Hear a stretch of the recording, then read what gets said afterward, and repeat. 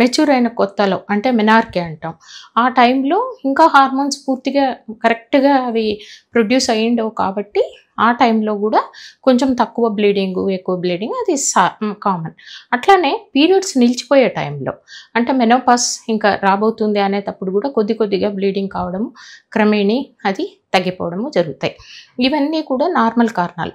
కొన్ని మనము తెచ్చిపెట్టుకునే కారణాలు, physical strain or mental strain ఇలాంటివి ఉంటే కూడా తక్కువ పీరియడ్స్ వస్తాయి. ఫిజికల్ స్ట్రెయిన్లో కనుక చూసుకుంటే ఎక్కువగా ఎక్సర్సైజ్ చేయడం, స్పోర్ట్స్ ఉమెన్ వీళ్ళల్లో ఈ పీరియడ్స్ ఆ టైంలో మిస్ కావడం కానీ తక్కువైపోవడం కానీ చూస్తాం. ఫ్యాట్ స్టోర్లో ఈస్ట్రోజన్ నిల్వ ఉంటుంది. ఎప్పుడైతే ఇంత తగ్గిపోతామో ఈస్ట్రోజన్ లెవెల్స్ తగ్గిపోతాయి. ఈస్ట్రోజన్ లెవెల్స్ తగ్గిపోతే పీరియడ్స్ కూడా తక్కువగా రావడం కానీ ఒకరోజు 2 రోజులకు ఆగిపోవడం కానీ ఆ రకంగా జరుగుతాయి. కొంతమందిలో ఈ ఎండోమెట్రియల్ పొర అనేది తిక్కుగా తయారు కాదు, పల్చగా ఉంటుంది.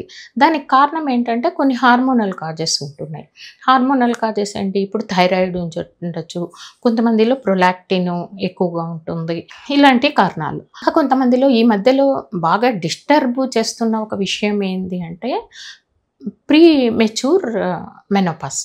మామూలుగా 38 సంవత్సరాల తర్వాత కనుక పీరియడ్స్ ఆగిపోతా వస్తే అది నార్మల్గానే తీసుకోవాలి.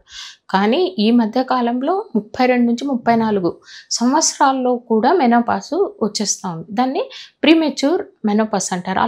అట్లానే రిపీటెడ్ అబార్షన్స్, ఎవరికైతే డిఎన్సీలు ఎక్కువ చేసుకుంటారో, అబార్షన్స్ ఎక్కువసార్లు జరుగుతాయో అప్పుడు ఏమవుతుందంటే ఈ ఎండోమెట్రియం లేకపోతే గర్భసంచి చుట్టూ ఉన్న పొర అది డిస్ట్రాయ్ అవుతుంది. అంటే బేసల్ లేయరు అంటే పాడైపోతుంది అనమాట. దానివలన కూడా ఈ రకంగా స్కాంటీ పీరియడ్స్ అవి, దాన్ని ఆషర్మాన్ సిండ్రోమ్ అని కూడా అంటారు.